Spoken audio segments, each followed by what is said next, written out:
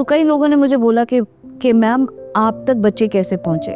तो मुझे फिर दो चीज़ ही रास्ते में नजर आई। yes, जैसे आज आप ये पॉडकास्ट मेरा ले रहे हैं कि भाई हाँ ये कहीं बच्चों तक पहुंचेगा। yes, ऐसे ही मुझे ऐसा लगा 2014-15 के आसपास क्या मैम? कि मुझे किताब लिखनी चाहिए। अच्छा बुक। मैंने किताब लिखी और फिर मैंने सुष्मिता सेन जो फॉर्मर मिस यूनिवर्स है उनको अप्रोच किया इस किताब के लिए कि भाई ये किताब लिखी जा रही है कि कैसे तैयारी करो घर बैठ के। ओके। और उन्होंने अपना फॉरवर्ड इस पे भेज दिया मुझे कि हाँ ज़रूर छापो ये किताब, ये मेरा फॉरवर्ड है, मेरा आशीर्वाद है किताब के ऊपर।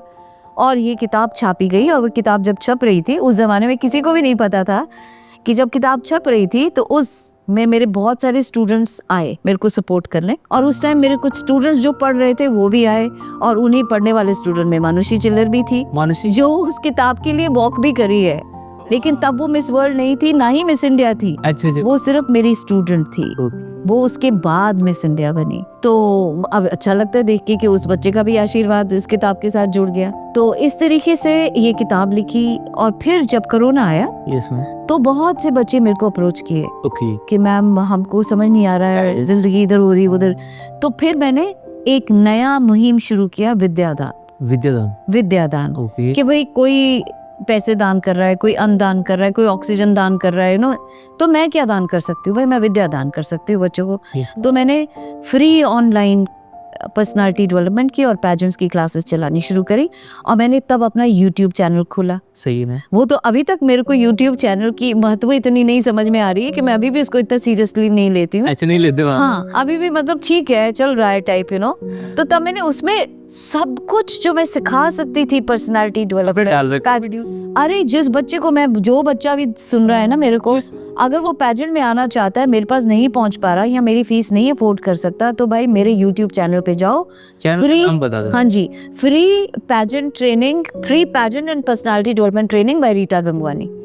जो आप मेरे क्लास में सीखोगे ना 99% आपको वही मिल जाएगा। Okay ma'am. कितने बच्चों के मेरे पास मैसेज आए कि मैम मैं वहां से आपका वो सुन के मैंने पैजेंट जीत लिया, अच्छा मैंने उधर मुझे नौकरी मिल गई। तो मुझे अच्छा लगता है। तो क्योंकि मुझे लगा मैंने सब कुछ वहां डाल दिया, अब क्या डालूं, तो इसीलिए मेरे थोड़ा सा पीछे हो गई वहां से कि भाई अब तो मैंने डाल दिया। अच्छा।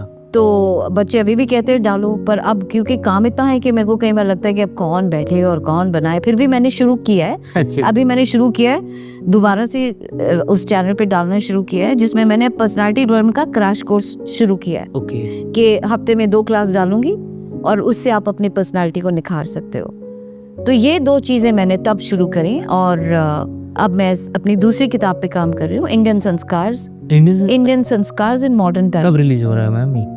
टाइम लगेगा क्योंकि लिखने में टाइम लगता है। टाइम लगता है। फर्स्ट बुक को लिखने में कितना टाइम लगा मैम? वो जो शुरू में मैं बताऊं, ये भी बड़ी अजीब बात है कि जब मैं लिखना शुरू करती थी उबासी आती सो जाओ उबासी, मतलब लिख ही नहीं पा रही थी। अच्छा। मतलब लिखना इतना बुरा लग रहा था। मतलब वही मैं बुक राइटिंग का प्रोसेस समझ चाहूँ। बहुत बुरा लग रहा था लिखना, तो मुझे खुद नहीं समझ में आ रहा था कि मैं लिखूं कैसे, लिखनी है।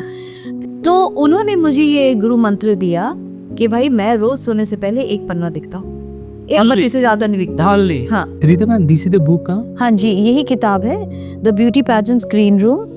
अमेज़न पे आपको मिल जाएगी, फ्लिपकार्ट पे मिल जाएगी। इसके अंदर जैसे मैं आपसे कह रही थी का जो कंटेंट आपने लिखा हुआ है उस पे थोड़ा सा बात। हाँ बिल्कुल बताती हूँ।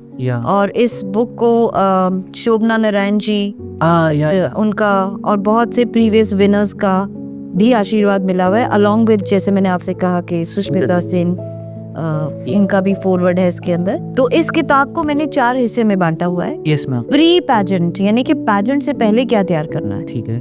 फिर ड्यूरिंग पैजेंट क्या होगा, या पोस्ट पैजेंट यानी कि जीतने के बाद आपको क्या करना है, उसके बाद। हाँ, और फिर अगर आप हार गए तो आपको क्या करना है। अच्छा वो भी था। हाँ, तो प्री पैजेंट में मतलब आपको अपने शरीर को कैसे तैयार करना है, बॉडी माइंड एंड सोल तीनों के ऊपर काम करना होगा। आपको अपना वेट पे काम करना है, डाइट पे काम करना है, फिटनेस पे काम करना है, स्किन पे काम करना है, कम्युनिकेशन पे काम करना है, अपने कॉन्फिडेंस पे काम करना है। मतलब ये चीजें पहले तैयार करो ताकि आप ऑडिशन में जाओ और आप वहाँ सिलेक्ट हो जाओ। ऑडिशन तो क्लियर करना पड़ेगा ना, तो प्री पैजेंट ऑडिशन में जब आप जीत निकल गए तब आपको जो भी 30-40 बच्चे जो निकले हैं जो कंपटीशन में जाएंगे। अब ड्यूरिंग पैजेंट क्या होगा, पैजेंट के दौरान जब आप वहाँ पहुँचोगे तो वहाँ अलग अलग कॉन्टेस्ट होते हैं। ओके। जैसे miss brainy, miss catwalk, miss ये मिस वो। तो प्री पैजेंट में आपको कॉन्टेस्ट की तैयारी करनी पड़ती है जिसमें रैंप वॉक और ये सब सीखना पड़ता है। अब उनको प्रैक्टिकली आप पैजेंट में इस्तेमाल करोगे जो भी चीज़ें आपने सीखी हैं अलग अलग उसमें, और फिर जब आप ये सारी चीज़ें कर लोगे और अगर आप जीत जाते हो तो उसके बाद आपको 1 साल तक उनकी रिस्पॉन्सिबिलिटी निभानी पड़ेगी। अच्छा। हाँ, मतलब अगर आप मिस इंडिया जीतते हो या मिस वर्ल्ड जीतते हो तो 1 साल तक आपको मिस वर्ल्ड ऑर्गेनाइजेशन के लिए काम करना पड़ेगा। अच्छा। अब आजकल पैजेंट सिर्फ ब्यूटी के ऊपर नहीं है, ओके। चाहे लड़का हो चाहे लड़की, सिर्फ ब्यूटी नहीं है। Okay ma'am. उसमें ये भी है कि आप सोसाइटी को क्या दे रहे हो वापसी। इसको बोलते हैं beauty with a purpose. Beauty with beauty with a purpose बोलो, एडवोकेसी बोलो, प्लेटफॉर्म बोलो, कॉज बोलो, मतलब एक ही है कि आप वापसी क्या दे रहे हो। तो कुछ लोग बोलते हैं कि हमको चाइल्ड एजुकेशन पे काम करना है, कुछ कहते हैं विमेन एम्पावरमेंट पे काम करना है, कुछ कहते हैं कि हमको ट्रांसजेंडर्स के लिए काम करना है, कुछ कहते हैं कि मेरे को पोल्यूशन के ऊपर काम करना है। हर एक का अपना क्या देना है सोसाइटी को। तो 1 साल तक जो पैजेंट आप कर रहे हो उनकी responsibility as a winner, plus जो आप सोसाइटी को देना चाहते हो उस पे काम कर रहे हो। तो ये पोस्ट पैजेंट आप क्या करोगे उसके ऊपर है। और फिर कई बच्चे नहीं जीतते। अब देखो 1 2 3 ही जीतेंगे ना, बाकी तो, पर आप वहाँ तक पहुँचे वही बड़ी बात है। तो अपने को कैसे संभालें, क्योंकि कई बच्चे इतना डिप्रेशन में चले जाते हैं, गिर जाते हैं, जिंदगी से हार मान लेते हैं, क्योंकि वो पर्सनल ले लेते हैं इस बात कि शायद मैं सुंदर नहीं हूँ, अच्छा, इसीलिए नहीं जीती। अरे सुंदर आप हो तभी तो वहाँ तक पहुँचे थे, लेकिन विनर नहीं बने तो वो, तो फिर उनको जो टूटे हुए बच्चे उनको कैसे जोड़ना है खुद को। इसमें लिखा है इसमें सारी मोटिवेशन है। मैम। तो 4 हिस्सों में इसको डिवाइड करके लिखा था। मैम यहाँ पे आपने एक टॉपिक देखा था आपका सोशल एटिकेट्स। हाँ जी, एटिकेट मतलब मैनर्स। या आई नो मैम। हाँ जी। तो मैम सोशल एटिकेट्स आप क्या सिखाते हो, मतलब अपने सोशल एटिकेट जो बच्चे पैजेंट में जा रहे हैं या एज सच भी सोशल एटिकेट में आता है कि आप लोगों से मिलो, तो उसको बोलते हैं meeting and greeting etiquette. Okay. अलग अलग तरीके से अलग अलग कल्चर्स में लोग मिलते हैं। अगर मैं किसी को गिफ्ट दे रही हूँ तो क्या देना चाहिए क्या नहीं देना चाहिए, क्योंकि जैसे अगर आप चाइना की तरफ जाओ तो 3 नंबर को लकी नहीं मानते हैं, हम लोग इंडिया में 13 नंबर को लकी नहीं मानते हैं। तो आप क्या किसको गिफ्ट दे रहे हो, आप कहीं पे जा रहे हो, क्या ओकेजन है, मुझे क्या तैयार होके जाना है, कौन से रंग मुझे पहनने चाहिए कौन से नहीं पहनने चाहिए, कैसे चम्मच कांटे से खाना है, कैसे किसी को अप्रिशिएट करना है, थैंक यू नोट भेजना है, कितना कुछ है जो आप सीख सोशल एटिकेट्स में। Social etiquette. मैम थोड़ा रैंप वॉक पे बात करूँ। रैंप वॉक जी, रैंप वॉक होता है 2 तरह का। अच्छा। एक होता है मॉडलिंग वॉक, वो अलग होता है। अच्छा। एक होता है पैजेंट वॉक, वो अलग होता है। अलग है। हाँ जी, पैजेंट वॉक में तो आप खुद को बेच रहे हो ना, नॉट बेच रहे हो, इट्स लिटरली मतलब आप प्रोडक्ट हो, आप सामने आ रहे हो। एक पैजेंट के अंदर अलग अलग राउंड्स होते हैं। इवनिंग वेयर गाउन होता है, स्विम वेयर होता है, स्पोर्ट्स वेयर होता है, सबकी वॉक अलग किस्म की होती है। तो वो होती है पैजेंट वॉक। वॉक मतलब स्टेज पे चलना या मैम म्यूजिक के साथ चलना। या कैमरा शाही स्टूडेंट्स भी आते हैं आपके पास? कैमरा, हाँ, कैमरा शाही स्टूडेंट्स भी आते हैं। तो पहले तो उनके अंदर में कोई कॉन्फिडेंस डालना पड़ता है जो मेरे अंदर मुश्किल से आया बचपन में। हाँ, कि भाई जो हो जैसे हो खुद को एक्सेप्ट करो। और फिर वो उनको मिरर में देख के जब वो खुद को एक्सेप्ट करना शुरू करते हैं आईने में देख के कि हाँ मैं जो हूँ जैसे हूँ अच्छी हूँ, मेरे जैसे तो कोई है ही नहीं, वो जब फीलिंग आनी शुरू होती है ना तो धीरे धीरे धीरे उनको डर हटता है। तो पहले वो सेल्फी से शुरू करते हैं, फिर उसके बाद उनको डालना शुरू करते हैं, और फिर धीरे धीरे धीरे जब वो रेडी हो जाते हैं तो फिर मैं उनको प्रॉपर पोर्टफोलियो की तरफ खींचती हूँ पोजिंग सिखा के। तो रीता मैम, जैसे आप इंडिया का जो मिस यूनिवर्स और मिस वर्ल्ड जो जीते हैं, आपको कुछ टॉप नाम से बताना चाहोगे जो इंडियन हिस्ट्री में जीते हैं? इंडियन हिस्ट्री में मिस यूनिवर्स। हिस्ट्री में जाने से अच्छा मैं आपको प्रेजेंट में बता दे रही हूँ। प्रेजेंट में अगर हम मिस इंडियाज की बात करें तो मानुषी चिल्लर हो गई हमारी, हाँ वो तो फिर मिस वर्ल्ड के लिए भी गई। फिर है शिफाली सूद है जिसकी मैं लाइफ कोचिंग करती थी। सही।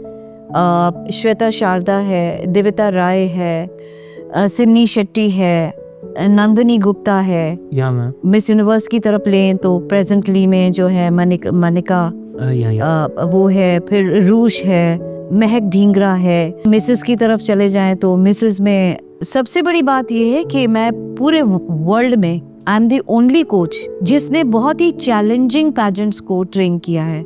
मिस डेफ, मिस ब्लाइंड, अच्छा miss wheel chair, miss plus size, miss transgender, मतलब जिनको बाकी पेजेंट वाले इग्नोर कर इग्नोर करते हैं कि इनको कैसे सिखाएंगे, वो चैलेंजेस भी मैंने लिए, उनको सिखाया। मेरी बच्ची जो मिस डेफ है वो जीत के आई है, मिस डेफ वर्ल्ड जीत के आई। क्या नाम है मैम? उसका नाम है विदिशा बाल्यान। ओके। फिर miss wheelchair Sonia Chaudhary, वो जीत के आई। फिर miss transgender Sheni Soni, miss transgender, वो जीत के आई। मिस प्लस साइज, वो जीत के आई। तो मतलब ऐसे पेजेंट्स जिनको कोई आराम से नहीं सिखाता, वो सारे बच्चे भी अब मेरे पास आ जाते हैं कि मैम मुझे सिखा दीजिए। और जूनियर तो मैंने बता ही दिया, आप या मैम। मयांशी बजाज है, और कुछ बच्चे हैं तैयारी कर रहे हैं। आई होप आने वाले टाइम में वो भी कुछ इंडिया के लिए लेके आए। तो मेरा कंट्रीब्यूशन इंडिया को जो मेरा अलग है वो ये है कि पैजेंट्स के थ्रू, पर्सनालिटी डेवलपमेंट के थ्रू इंडिया को एक ग्लोबल प्लेटफॉर्म पे लेके जाना, ताकि लोग, अब देखो इंडिया को सब लोग बड़ी अच्छी नज़र से देख रहे हैं। हम लोग राइजिंग इकोनॉमी में हैं, और जैसे मैंने कहा हमारे बहुत से लोग पूरी दुनिया में बेस्ट प्लेसेस पे बैठे हैं। तो इंडियन संस्कार को भी तो लोग देखें ना, तो वो इन बच्चों के थ्रू मैं पहुंचाने की कोशिश कर रही हूँ। आई होप कि मेरी ये जो कोशिश है वो दुनिया देखे। वाह मैम, मुझे आपका बोला सही लगा मैम, जो पेजेंट आप डेफ और व्हील चेयर वाले को support. I am the only, इसके लिए मुझे वर्ल्ड रिकॉर्ड मिला हुआ है, वर्ल्ड बुक ऑफ रिकॉर्ड में मेरा नाम दर्ज है इसी के लिए। The only coach in the world जिसने इतने सारे डाइवर्सिफाइड प्रोफाइल को, क्योंकि मेरे लिए तो बच्चा बच्चा है, ठीक है ना। मैं ये नहीं देख रही कि आपने मुझे बताया कि मुझे इस पैटर्न में जाना है, मुझे तैयार करा दो। अब ये मेरे ऊपर है कि मैं कैसे खुद को ढालूं कि मेरी बात आप तक पहुंचे, चाहे इशारों से पहुंचे। या कई बच्चों को मुझे इशारे से सिखाना पड़ता है क्योंकि वो नहीं मेरी आवाज़ नहीं सुन पा रहे हैं। इशारों से सिखा रही हूँ, चल के सिखा रही हूँ, लिख कर सिखा रही हूँ। जो बच्चा नहीं सुन पाता था उसको मैं कई बार लिख के बताती हूँ। रियली टीडियस में। हाँ टीडियस तो है, बट ठीक है ना, वो कुछ कर गए और वो अपने पैरों पे खड़े हो गए, देश का नाम रोशन कराए। इससे बड़ी, कितना भी बड़े से बड़ा अवार्ड मिल जाए ना, लेकिन इससे बड़ी खुशी एक टीचर को तब तक नहीं मिलती जब तक कि उसका वो बच्चा जिसको लगा था कि मैं जिंदगी में कुछ नहीं कर पाऊंगा, जैसे मुझे लगा था एक बार, और मेरी टीचर ने मुझे पैर पे खड़ा किया, तो वही टीचर बनने की मैं कोशिश कर रही हूँ।